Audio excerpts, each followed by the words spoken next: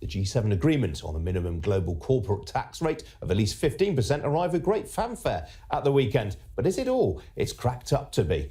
Well, joining me now to discuss this, Morgan Schondelmeier from the Adam Smith Institute and George Dibb, head of the Centre for Economic Justice at the Institute for Public Policy Research. Get me teeth in. Morgan, let me start with you. Getting Google and Facebook and Amazon to pay more taxes, what's not to like about that?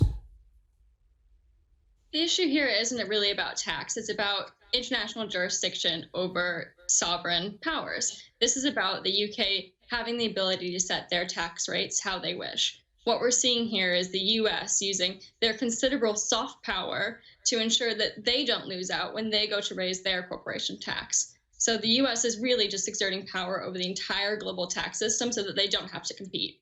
Well, you say that, but I mean, this is very much in keeping with what Britain, France and other countries in the world, particularly in Europe, have been trying to do, which is get some of these US tech giants to pay a fair share of taxes.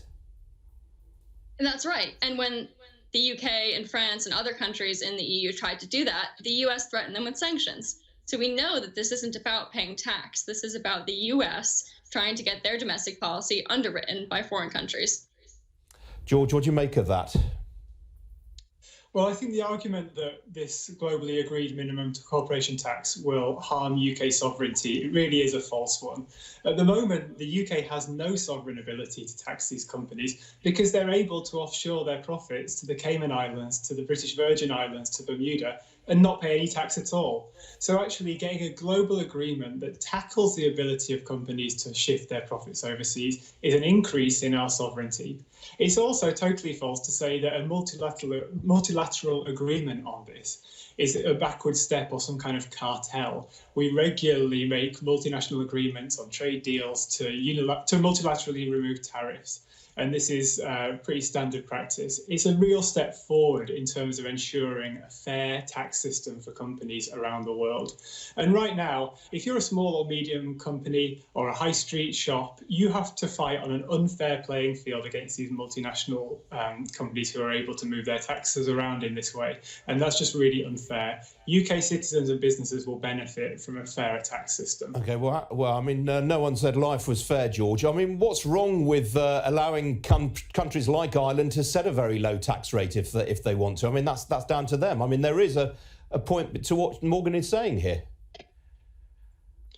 Well, companies benefit substantially from UK government investment, say in things like physical and digital infrastructure, skills and education. It's right that companies pay back their fair share. But it's also really unfair if companies aren't taxed on the same basis. And that's really what we're talking about here. Lots of companies aren't large enough or aren't based on a multinational basis, which allows them to engage in that. So it's about fairness between companies of different sizes. If you look at the polling on this, you know, citizens are rightly appalled that Amazon is able to pay a lower tax rate than one of their employees. It's just not fair at the moment. Morgan. The idea that these large multinational companies won't still have an advantage if we flatten the tax rate is false. They will still have the power, the money, the lawyers to get around whatever we throw at them. What we're doing here is creating higher barriers to entry for any competitors to come up the line. So what we really need to focus on here is the idea that foreign investment of companies into the UK is a benefit. You said that companies benefit from government investment. Well, we benefit from investment of corporations, jobs, growth. All of these things are benefits of corporations. Corporations aren't just these kind of ethereal, amalgamous entities. They are people, they are jobs, they are products as well.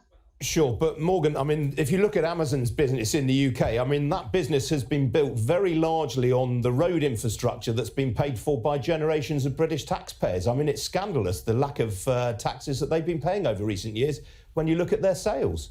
They've clearly shifted their profits elsewhere. Yes, so that is something that you can address, but this isn't some sort of dichotomy between people and corporations. We benefit from Amazon every day when we order from them. That's a choice that we're making.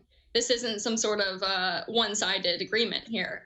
We use these companies, and in the pandemic has shown us more than ever how much we rely on these corporations.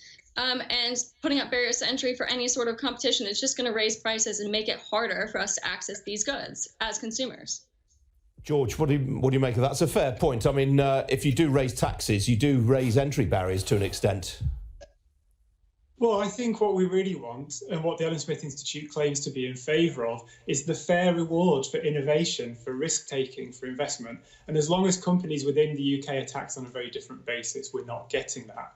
Just to give an example of the size of offshoring we're talking about here, $1.5 trillion of revenues are moved around the world by companies every year. We project that the global minimum corporation tax will raise an additional £14.7 billion every year in the UK. And that's not from putting up taxes. It's only on companies who are already engaging in this kind of profit shifting. That's money that could be invested back into the NHS, that could be invested into vital services and recovery from the pandemic. George, in coming years, the UK government is going to be extracting in taxes the highest proportion of GDP since the early 1960s. Shouldn't the government be looking at spending the money it has more carefully rather than seeking to raise taxes elsewhere?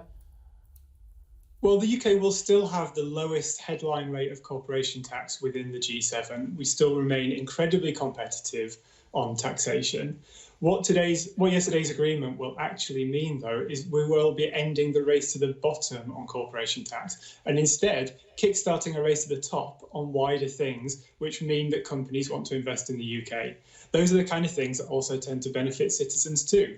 The UK will have to ensure that it's an attractive destination for investment. That means investing in physical infrastructure, roads, rail, broadband, skills and education training for the citizens, and making sure that we have thriving towns and cities around the UK.